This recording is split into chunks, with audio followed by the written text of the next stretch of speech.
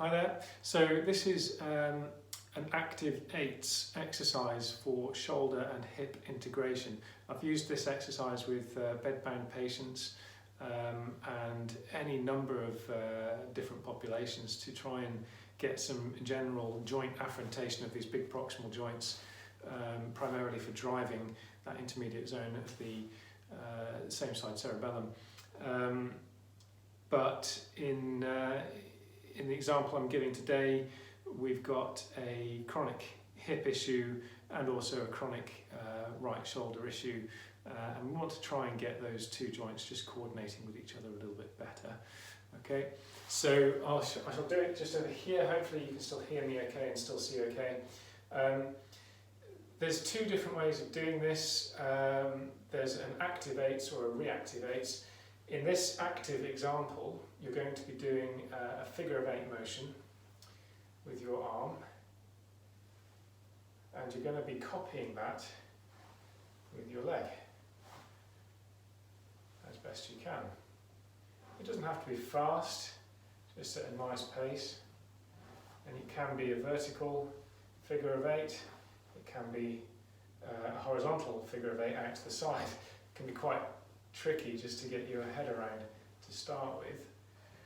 But the important thing is that both joints are going through a figure of eight motion as closely coordinated with each other as they can.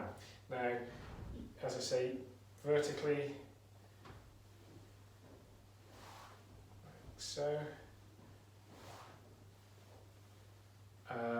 You can work at different ranges, so you could have much more of a range out in front of you.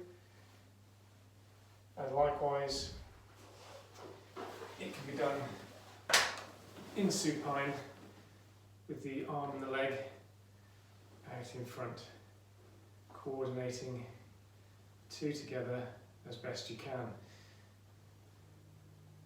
And it can be horizontal or vertical. You can throw in a few extra loops there, a few unexpected circles. You can do whatever you want as long as you follow as closely as possible both limbs, or coordinate as closely as possible both limbs.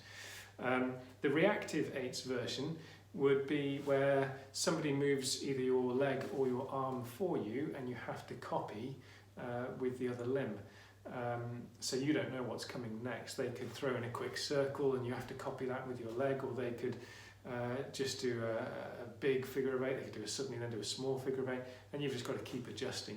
It keeps you on your toes. So the reactive eights version of this exercise I think is a little better, but in the absence of a partner or somebody who can help you to do that, then just look at doing the active eights version, and you only just need to do a few repetitions just to really sort of get that pathway, those pathways fired up.